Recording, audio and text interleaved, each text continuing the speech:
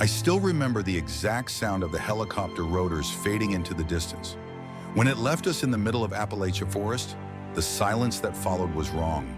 Not peaceful, not natural. It felt heavy, like the trees were listening. We were 6 men, trained, disciplined, armed with enough firepower to handle anything this terrain could throw at us. Or so we thought. Our orders were simple. Recover a package of wartime intel from a long-abandoned outpost somewhere deep in the hills. Command said it was routine. Low risk. I've learned that anytime they use those words, something isn't being said. By the time we set foot in the forest, the sun was sliding down fast. Shadows stretched long across the ground, the kind of shadows that make you glance twice because you're not sure if they belong to the trees or something else. Sergeant Morris, our team lead, wasted no time. He barked out instructions, quick and sharp. We moved with muscle memory, setting up perimeter lights, checking weapons, laying out camp like we'd done 100 times before. Everything felt normal, at least on the surface. But I couldn't shake the sense that the deeper we breathed that Appalachian air, the more it wanted us gone. Private Lewis was the first to say something. He froze mid-step, staring into the tree line. "You hear that?" His voice was low, cautious. We all paused. The forest was quiet. Then, crunch. Faint, deliberate, like someone stepping on leaves just outside the glow of our camp lights. Corporal Diaz muttered, "Could be a deer." He said it quickly, almost too quickly, as if he wanted to convince himself before the rest of us. But deer don't stop and listen. They run. Whoever, or whatever it was, stood there long enough for the hair on my arms to rise. We finished setting camp, pretending it was nothing. Soldiers are good at that, masking nerves behind routine. But I noticed how often our eyes flicked to the tree line, and how much tighter we checked our rifles before sitting down to eat. The night deepened, black and endless. Our lanterns carved out a circle of light, and beyond it, only trees. Still, I couldn't shake the feeling that something stood in that darkness, just watching. Every sound, the snap of a twig, the rustle of leaves, cut sharper than it should have. Then came the static. Our radios hissed and cracked without warning. No one was transmitting, no interference from command, just bursts of static that fizzled and died as quickly as they came. We exchanged uneasy looks. "Old terrain. Mountains mess with signal," Morris said flatly. But I caught the way his jaw tightened. He didn't buy his own excuse. Around midnight, I went on first watch. My post was a small ridge overlooking the camp. Rifle ready, eyes scanning the dark. The forest was too quiet, the kind of quiet that makes you wonder what's holding its breath. And then I saw it. Just for a second, between the branches, 2 faint points of light. Not lanterns, not fire. Eyes yellow, low to the ground but far apart, too wide for a man. I blinked and they were gone, swallowed by the dark. I didn't call it in. Couldn't. My throat locked up, heart hammering like I'd just sprinted a mile. For a minute I questioned if I'd imagined it, a trick of tired eyes. But then I noticed something that still chills me to this day. Every insect sound, every whisper of wind had gone silent. The forest was holding its breath again, only this time it wasn't waiting for me. It was waiting for whatever else was out there. I forced myself to scan left to right, slow and steady, finger tight on the trigger. Nothing moved, nothing showed itself. But I knew with a soldier's certainty that we weren't alone. When my watch ended, I didn't mention the eyes. None of us wanted to admit what we were feeling. Soldiers aren't supposed to be afraid of the dark. But that night, sitting in the middle of Appalachia Forest with our rifles ready, every one of us felt it. And it was only the beginning. Morning came cold and gray. In the Appalachians, the sun doesn't rise easy. It fights its way through the trees, spilling weak light across the ground. Our camp looked the same as when we'd set it up, but I didn't feel the same. Sleep had been broken, restless. I kept hearing footsteps in my dreams, like someone circling us. Sergeant Morris had us moving before breakfast. He wasn't the type to waste time. Mid-40s, square jaw, crew cut, eyes that could cut through steel. Morris had been in long enough to know when to trust his gut. And though he didn't say it out loud, I could tell his gut was telling him the same thing as mine. Something was wrong with this place. Our objective was simple on paper. During the last years of the Cold War, the Army used a hidden outpost deep in these hills to run communications and store classified intel. Supposedly, the structure had been abandoned decades ago. A few weeks back, satellite scans flagged heat signatures near the site, too faint to confirm, but enough for command to worry someone else had found it. Our mission was to move in quietly, secure whatever remained, and extract. Low risk, they'd said again. I'd heard that phrase so many times it had become a punchline. We split into 2 fire teams to sweep the area. Morris took Diaz and Hale. I was with Lewis and our medic, Corporal Keene. Keene was the calm one, steady hands, soft voice, the guy you wanted patching you up in a firefight. Lewis, on the other hand, was young, too young, fresh out of training, still carried a photo of his girlfriend in his chest pocket. He'd volunteered for this assignment like it was some kind of adventure. We moved along a game trail, rifles at the ready. The forest felt dense, claustrophobic, like the trees pressed closer with each step. The deeper we went, the more I noticed things I couldn't explain. Birdsong would stop in patches. Branches snapped, not in the scattered way animals move, but in rhythm, like footsteps. And once, far off, I swore I heard a low guttural sound, so deep it vibrated in my chest. Lewis whispered, "You hear that?" Keene gave him a look. "Don't start, stay focused." But his own grip on his rifle tightened. We regrouped with Morris's team around noon. His face was hard, unreadable, but I caught the small shake of his head. No signs of the outpost yet, just more forest, more silence. We stopped to eat MREs in a small clearing. Hale, the biggest guy on the team, was cracking open his ration when he muttered, "Feels like we're being followed." Nobody laughed, not even Lewis. Morris broke the silence.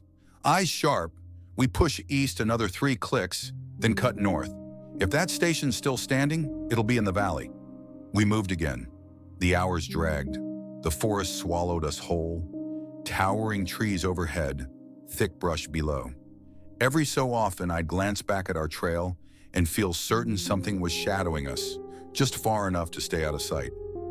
By late afternoon, we found it. The outpost wasn't much anymore. Just a squat bunker half buried in earth, a steel door rusted and hanging off its hinges. Antennas still jutted out of the roof like broken bones. The place looked dead, forgotten.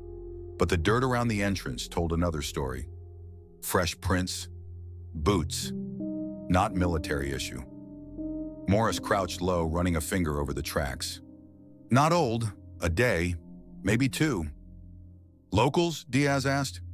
"Locals don't wear this pattern," Morris said flatly. "Could be scavengers, could be worse." We cleared the building by the book.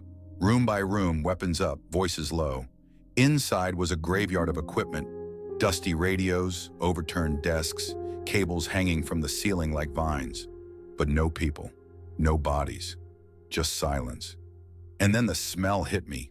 Rot, thick, sour, clinging to the back of my throat. We found the source in the far corner, a dead animal. At least I think it was an animal. Its body was torn open, ribs splintered wide, flesh stripped away like something had fed on it. What was left didn't make sense.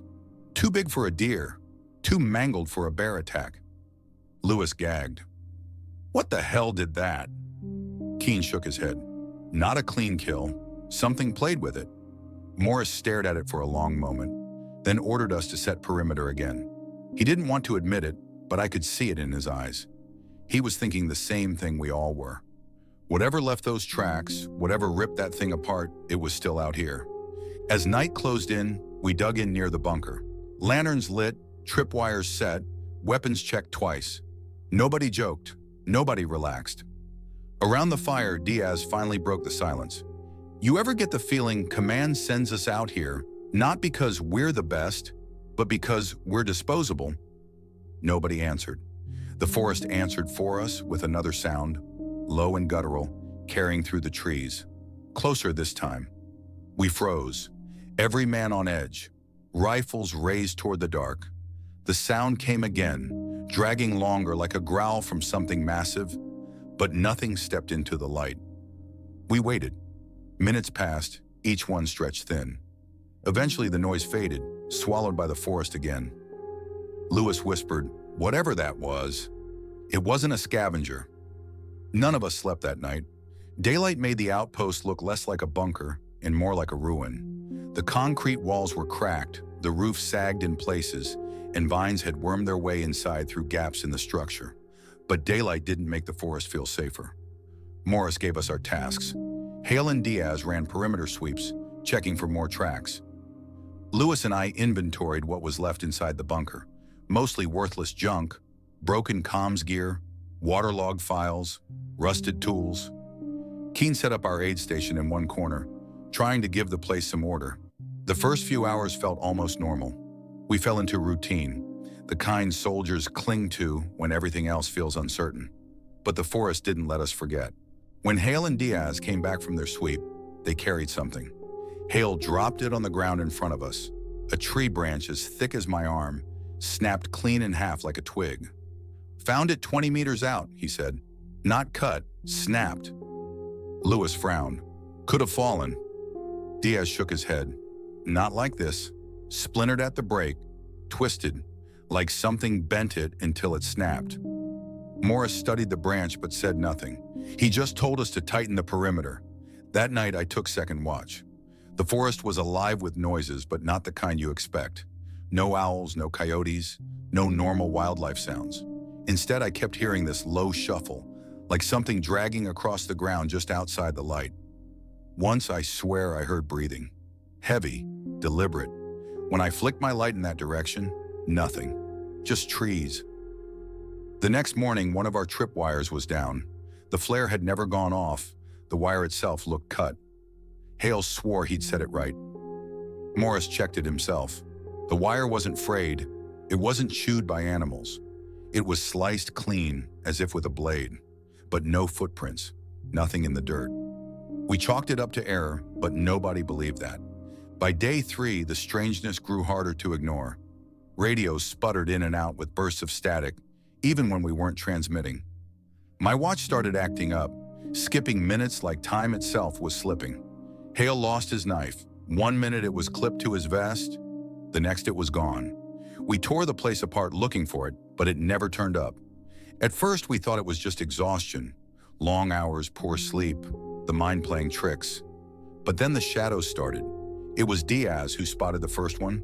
He was on patrol, moving along the northern tree line, when he froze and called us over. "Right there," he hissed, pointing between the trees. I looked, and for half a second I saw it too. Something tall, hunched, darker than the rest of the forest, not moving, just standing. By the time I blinked, it was gone. Lewis laughed nervously.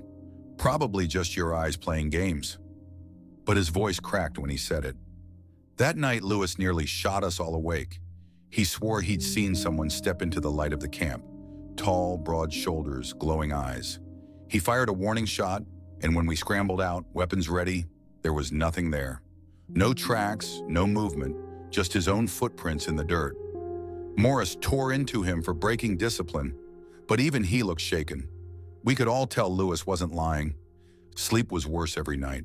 I'd lie on my cot, staring at the ceiling, ears straining for every sound. Sometimes I'd hear claws scratching against the concrete walls.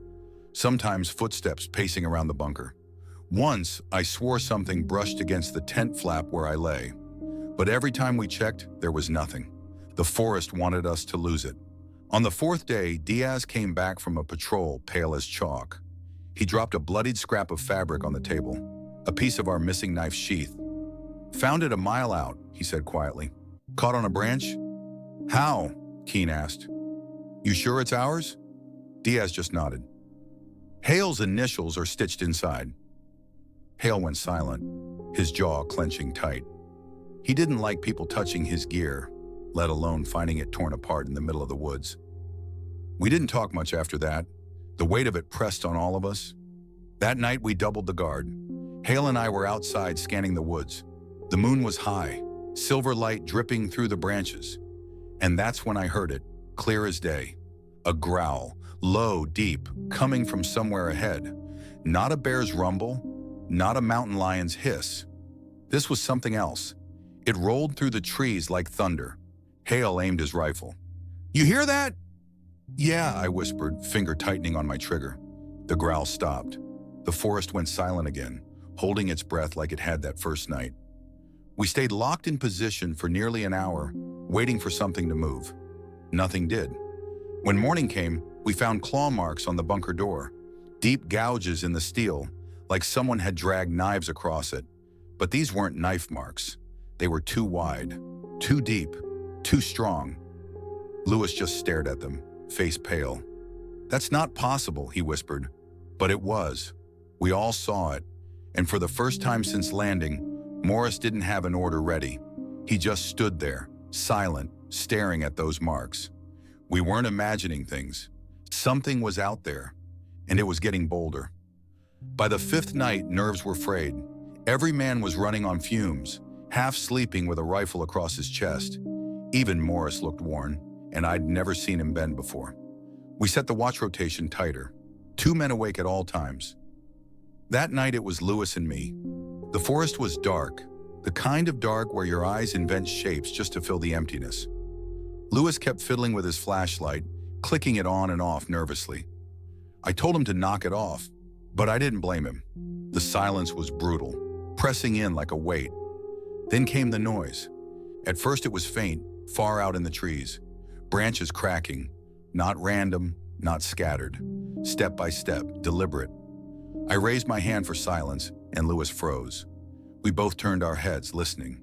The steps grew louder, closer, heavy, too heavy for a man. "Contact?" Lewis whispered. I shook my head. I didn't know what it was. The sound stopped just outside the glow of our perimeter lights. We held our breath, rifles ready. My finger was so tight on the trigger, it hurt. And then we saw it. 2 eyes, yellow, glowing, unblinking, staring at us from the trees. They were too high off the ground, higher than a man could stand, and too far apart. Lewis swore under his breath. "Jesus Christ!" I opened my mouth to call it in, but before I could, the thing stepped forward. The light caught its shape, massive, at least 7 feet tall, maybe more. Shoulders broad, hunched, a long snout glinting with teeth, its whole body covered in thick, matted hair that shone silver in the lantern glow, and the claws, long, curved, gleaming like blades. It didn't move fast at first. It just stood there, half in shadow, studying us, watching, the way a predator watches prey before it decides to strike. Lewis panicked. He raised his rifle and fired. The gunshot shattered the night, echoing through the valley. The muzzle flash lit the trees, and in that flash, the thing was gone. Just gone. No sound, no movement, like it had melted into the dark. The others rushed out of the bunker, weapons ready, scanning the tree line. Morris grabbed Lewis by the vest, furious. "What the hell did you see?" Lewis's hands shook so hard he almost dropped his rifle. "It wasn't a man, Sarge. I don't know what it was, but it wasn't a man." We spread out, light sweeping through the trees. Nothing, no eyes, no movement, just the echo of gunfire hanging in the night. Then Diaz called out, "Over here!" We gathered around him, and that's when the air went cold. On the ground not 10 meters from our camp were footprints, huge, pressed deep into the soil.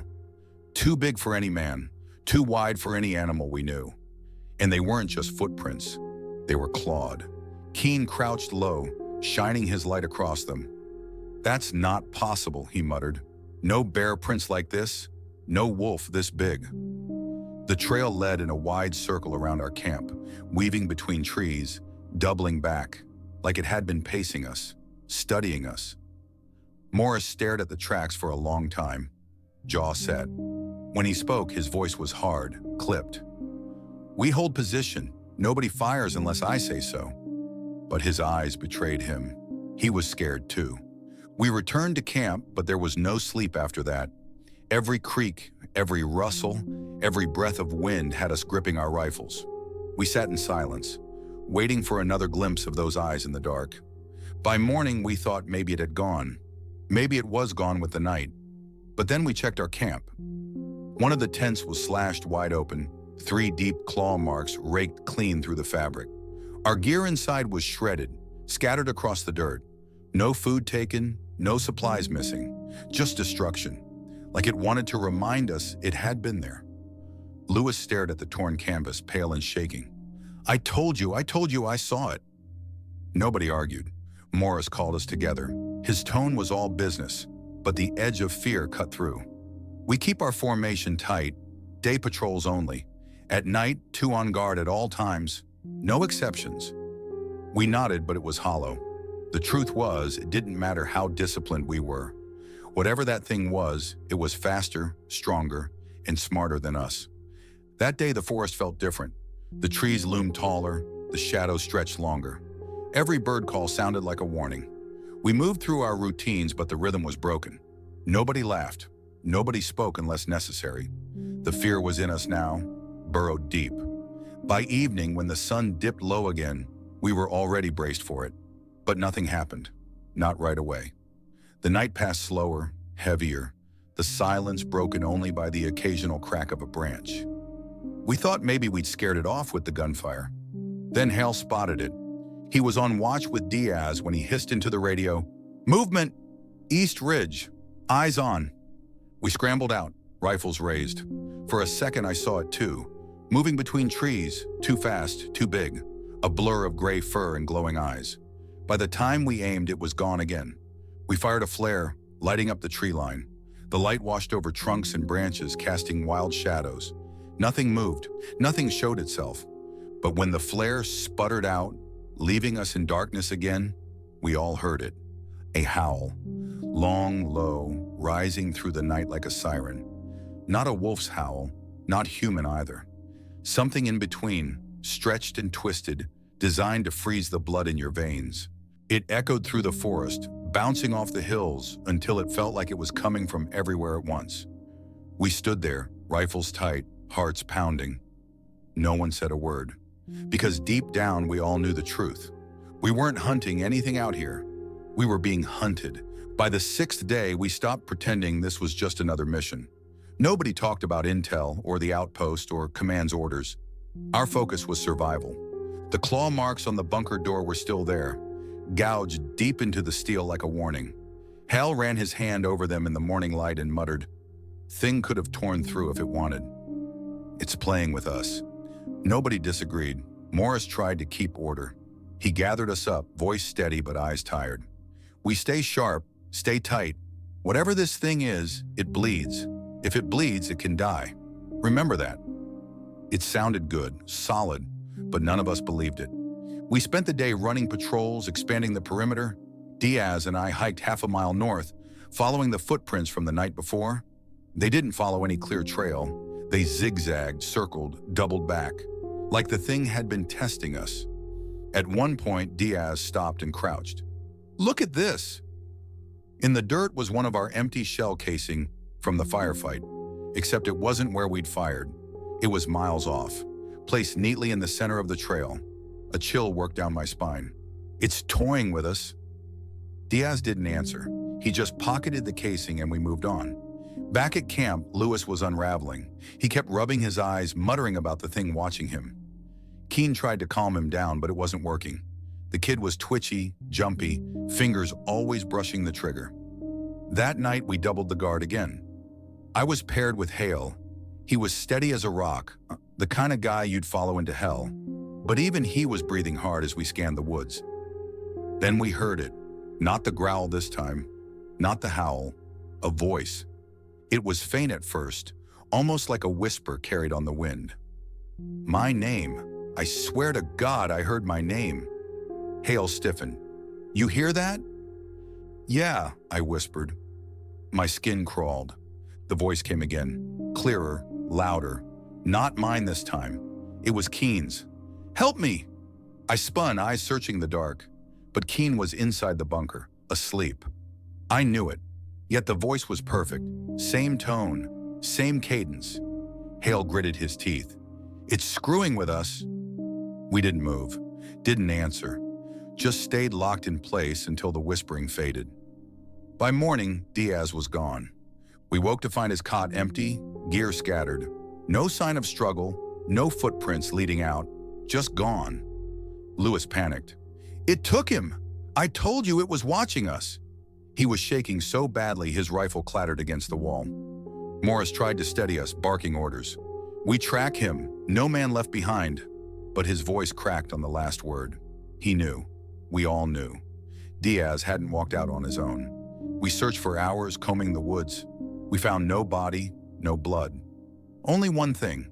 His helmet perched neatly on a tree branch 8 feet off the ground. Too high for him to have put it there. Keen muttered, "It's letting us know it can reach us anywhere."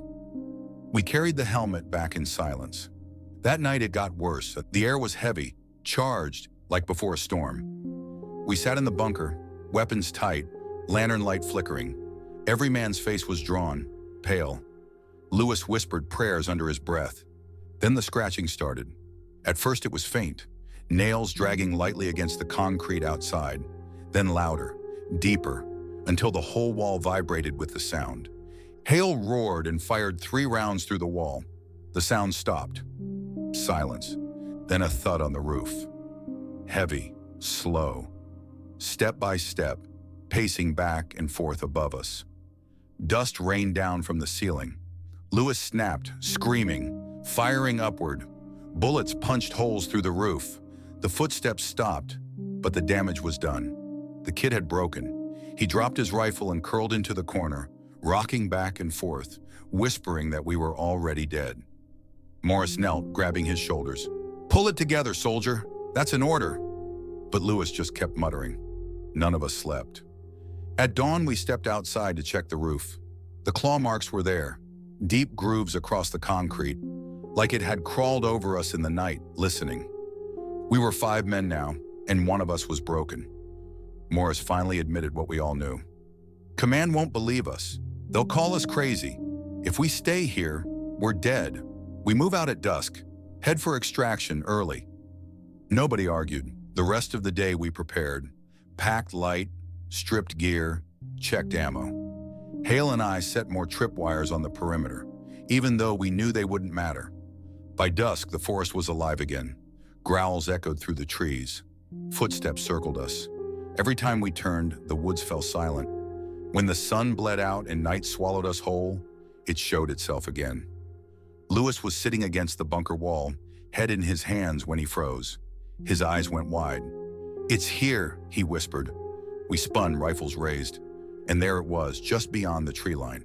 Tall, massive, fur bristling silver in the moonlight. Eyes glowing like coals. Its chest rose and fell with each breath, low growls rumbling deep inside. It didn't charge, didn't attack. It just stepped closer. Into the light, letting us see it fully. The size of it broke something in me. Taller than Hale, wider than Morris, claws longer than any knife. Its jaws parted, revealing rows of teeth, too long, too sharp. It stood there like it knew we couldn't touch it. Hale whispered, "Holy God!" Morris hissed, "Hold your fire!" The thing tilted its head, almost curious. Then in a blur faster than my eyes could follow, it raked its claws across a tree trunk. The wood split like paper. And then it was gone again. The tree leaned, groaned, and collapsed across the perimeter, crushing one of our lights. Darkness swallowed half the camp. We stood there, rifles shaking in our hands, knowing the truth. It could kill us whenever it wanted. It was choosing not to. We left the outpost at dusk, gear stripped down to essentials, packs light, rifles ready. Nobody said a word. Even Lewis, half broken as he was, shuffled along in silence, his eyes wide and glassy. The forest swallowed us whole. Every step felt too loud, every breath too sharp. The deeper we moved, the more certain I became that it was following. An hour in, Hale froze. He raised his fist and we dropped low. The forest was dead silent again. Then we heard it, low breathing, close, moving with us.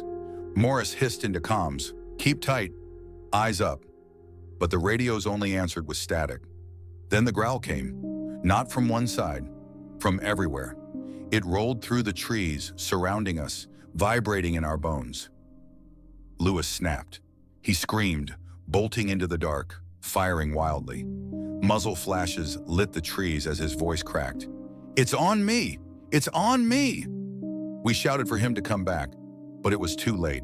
Something massive moved through the dark, faster than our eyes could track. There was a scream, cut short, gunfire, then silence. We found only his rifle, bent, snapped clean in half like a toy. Blood on the leaves, no body. Keen cursed under his breath, voice trembling. "It's picking us off." Morris forced us forward, pushing harder, faster. But it didn't matter. The forest wasn't ours anymore. It struck again. A blur of silver shot from the trees, hitting Hale square in the chest. The impact knocked him 6 feet back, crashing through brush. He roared, firing from the ground as claws tore across his vest. Sparks flew as rounds slammed into fur, but the thing didn't stop. It swiped once, and Hale went still. We opened fire. The forest exploded with gunfire, muzzle flashes strobing the dark. For a second, I thought we were driving it back. The Wolfman jerked under the hits, snarling, eyes blazing. But then it vanished, just gone, like smoke. The silence that followed was worse than the fight. I could hear Keen whispering prayers, Morris's breathing ragged, my own heartbeat hammering like a drum. Then the trees above us shook, branches snapped. I looked up. It was in the canopy. 7, 8 feet of muscle and claws, clinging to the branches like a nightmare come alive. It launched down at us, slamming into the ground with a thud that shook the earth. Diaz fired point blank, rounds tearing into its chest. It roared, the sound ripping through my skull. Then it swiped, one blow. Diaz flew sideways, slamming into a tree with a crack. He didn't move again. Morris bellowed, "Fall back! Move, move, move!" We ran, stumbling through brush, firing blindly behind us. The Wolfman didn't chase like an animal. It herded. Every time we veered off course, it drove us back with a growl, a blur of movement, a swipe of claws just close enough to cut branches near our heads. It wanted us running. We crashed into a clearing, gasping for air, rifles shaking in our hands. Only 3 of us now, Morris, Keen, and me. Hale, Diaz, Lewis, gone. Morris's face was set in stone, but I saw it in his eyes. He knew we weren't making it out. The Wolfman stepped into the clearing, not rushing this time. Calm, confident. Its breath steamed in the cold night air, claws dripping. Morris raised his rifle, firing until the magazine clicked dry. The thing staggered once but didn't fall. It looked at him like the bullets were nothing. Keen shouted, pulling a grenade from his vest. He yanked the pin, lobbed it. The blast tore the clearing open, smoke and dirt raining down. For a heartbeat, silence. Then the roar, louder, angrier, shaking the trees. Through the smoke it came again. First singed, bleeding in patches, but alive. More alive than anything should be. It slammed into Keen. The 2 of them went down in a tangle of claws and screams. I fired until my rifle burned, but it was useless. When the smoke cleared, Keen was gone. Only blood and torn gear left behind. Morris grabbed me by the collar. "Run! That's an order!" "I'm not leaving you!" "Run!" he barked, shoving me toward the trees. I stumbled, then turned, just in time to see him draw his sidearm and charge. Straight at it. The Wolfman met him halfway. The last thing I saw before I turned and ran was Morris's body lifted like nothing, his scream cut short, his pistol falling into the dirt. I ran blind, crashing through branches, lungs burning, heart ready to tear out of my chest. Behind me, I heard it. Not chasing, not rushing, following, always following. I don't remember how long I ran. Minutes, hours. The forest blurred. At some point, the growls faded. The woods fell silent again. I collapsed near a creek, rifle empty, hands shaking. When dawn finally broke, I was alone. The others, gone. And somewhere in those hills, it was still out there. I don't remember how I got back. The last clear memory I have is stumbling along that creek, half delirious, every step heavier than the last. At some point, a rescue team found me. Black Hawk came down, soldiers in full gear pulled me aboard. I must have passed out the second I felt the floor beneath me. When I woke, I was in a field hospital. Bright lights, white sheets, the smell of antiseptic. My gear was gone. My rifle, my vest, even my watch. They told me I'd been missing for 48 hours. They told me I was the only one they recovered. I asked about Morris, about Keen, Hale, Diaz, Lewis. They gave me blank stares. No bodies, no remains. Just gone. Then came the questions. Officers, men in suits, people who didn't belong in uniform. They wanted a full debrief, every detail. I told them what happened, about the eyes in the dark, the claw marks on the steel door, the howl that froze the blood in our veins. I told them about the Wolfman. They didn't believe a word. They nodded, wrote notes, asked again. Each time I gave the same answers. Each time they pressed harder, until finally one of the suits leaned close and said, "What you saw was stress, sleep deprivation. You imagined it." Imagined it? I didn't argue. What was the point? But I knew the truth. The claw marks on the bunker were real. The footprints around camp were real. The men I served with, real. And they were gone. A week later, I was discharged from medical and shipped back stateside. No official word on the mission. No mention of the outpost. The file was sealed before it was even opened. I tried reaching out to the families. Hale's sister, Diaz's wife, even Lewis's parents. All I could say was that they died in service, that they were heroes. But inside, I carried the weight of the truth. Their killers weren't men, and command would never admit what happened. Sometimes at night I hear it again. The howl, low, long, carried on the wind. The first time, I thought it was just in my head. A nightmare. But then I saw it. Scratches on my apartment window frame. 3 deep gouges, exactly like the ones on the bunker door. I moved the next day. It didn't matter. The sound followed me. Now I don't sleep much. Every creak in the house, every shadow in the hallway, I expect to see those glowing eyes staring back at me. I know it's still out there. Appalachia was just its hunting ground. But it saw me. It let me go. And I don't know why. Some nights I think about Morris's words. If it bleeds, it can die. Maybe that's true, but maybe it doesn't matter. Maybe things like that aren't meant to die. What I do know is this. Nobody believes me. Not command, not civilians, not even other soldiers. To them, I'm just another vet with too many ghosts in his head. But I was there. I saw it. And if you ever find yourself in those forests, deep in the Appalachians, and the woods fall silent all at once, run. Don't wait for the howl. Don't wait for the eyes. Because it's real, and it's still waiting.